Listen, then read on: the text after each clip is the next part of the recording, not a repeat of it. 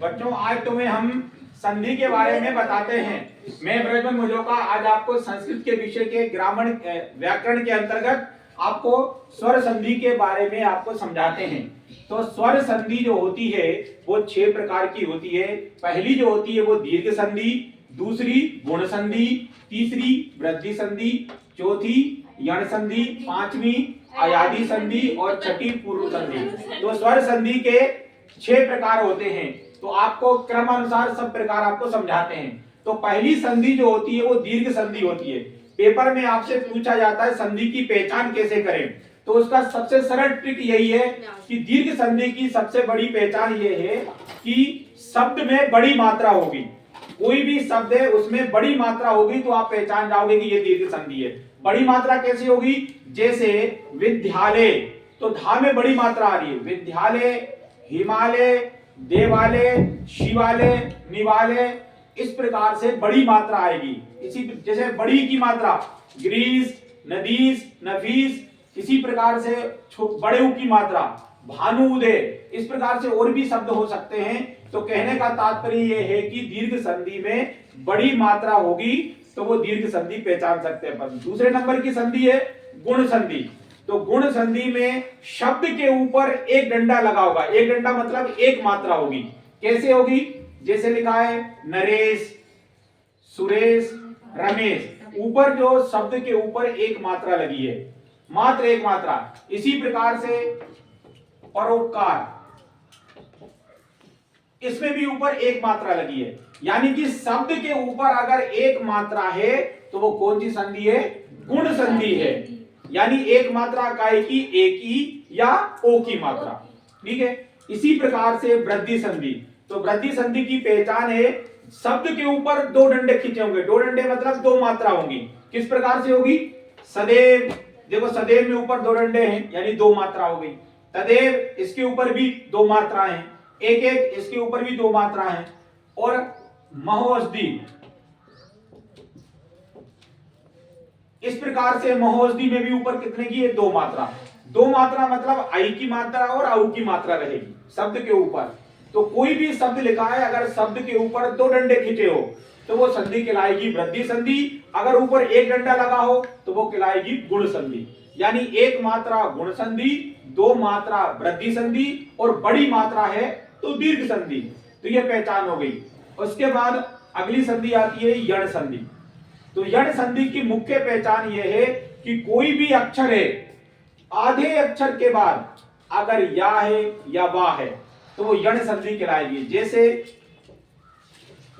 स्वस्ति, आधे अक्षर के बाद। जैसे प्रत्येक, आधे अक्षर के बाद या हो या वा हो। जैसे स्वागत, आगत्य, आधे अक्षर के बाद कोई भी आधा अक्षर है, उस आधे अक्षर के बाद अगर वा हो या रा हो तो वो कौन सी संधि कहलाएगी? यण संधि कहलाएगी। ठीक है। जैसे आधा अक्षर यहाँ पर सा है तो सा के बाद क्या आ गया? वा, तो ये हो गया स्वस्ति। इसी प्रकार ता है आधा अक्षर, ता के बाद क्या आ गया? या, तो प्रत्येक हो गया। यानी कोई भी आधा अक्षर, उस आधे अक्षर के बाद अगर या वा रा आए तो वो कहलाएगी यण संधि। ये आप मुख्य रूप से पहचान सकते हो। अगली संधि आती है अयादि संधि। अयादि संधि की विशेष पहचान यह है कि शब्द के ऊपर कोई भी मात्रा नहीं लगी होगी। शब्द के ऊपर कोई भी डंडा नहीं खींचा होगा तो समझ जाना ये कौन सी संधि है? अयादि संधि। अयादि संधि का जो उच्चारण होता है वो होता है अय, आए, अव, आव। जैसे अय से शब्द बनेगा नयनम, शयनम, धैनम।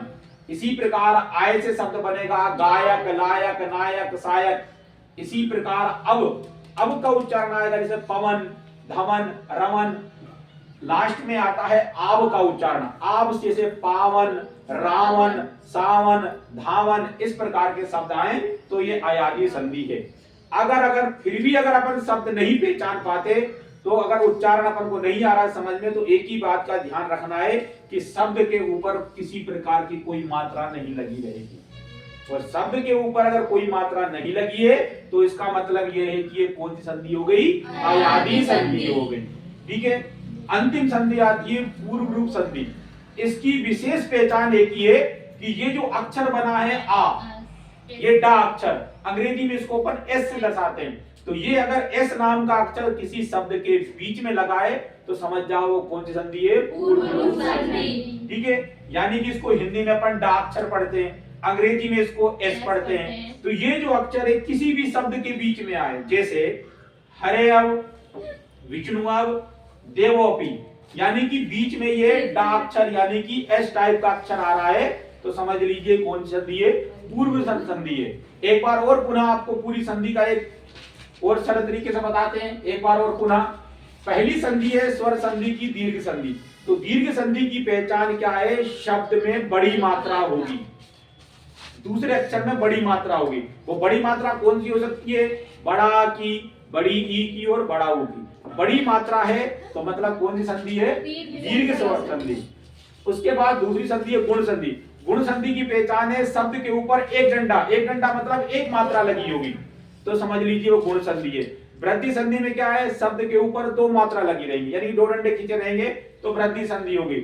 यण संधि की पहचान क्या है, आधे अक्षर के बाद या होगा या वा होगा, यण संधि हो गई। अयादी संधि की पहचान क्या है, किसी शब्द के ऊपर कोई मात्रा नहीं लगी होगी, वो अयादी संधि होगी। और पूर्व रूप संधि की पहचान हो गई कि अक्षर के बीच में एस यानी कि डा होगा तो पूर्व रूप संधि हो गई।